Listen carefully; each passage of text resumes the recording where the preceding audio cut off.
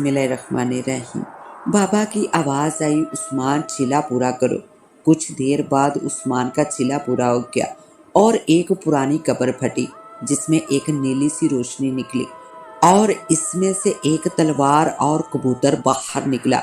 बाबा भी पहुंच गए और तलवार और कबूतर पकड़ लिए। इतने में वहाँ चुड़ैल भी पहुंच गई। इसके उल्टे पांव थे, चेहरे का सारा गोश्त जला हुआ था और खौफनाक आंखों से शुआ निकल रही थी। उस्मान को घूरते हुए चुड़ैल ने कहा, मैं तुझे छोड़ूंगी नहीं। उस्मान ने कबूतर चुड़ैल के आगे कर दिया, जिसको देखकर चुड़ैल डर गई।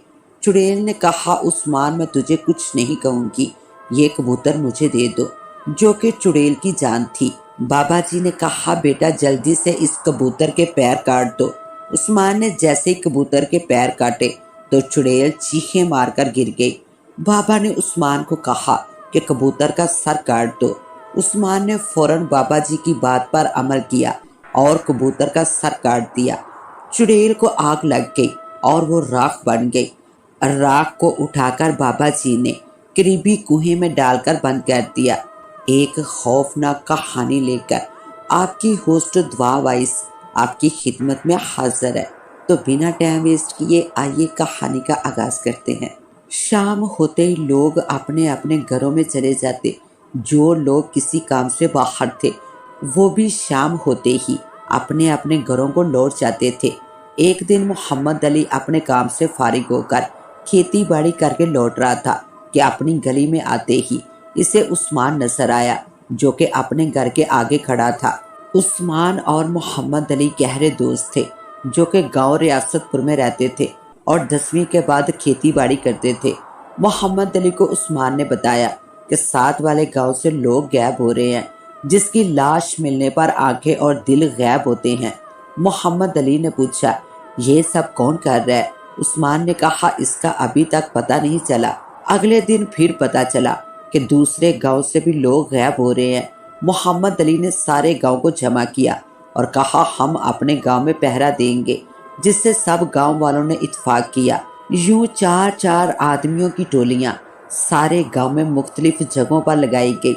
मोहम्मद अली और उस्मान एक ही टोले में थे। आज की रात खैर से गुजर गई।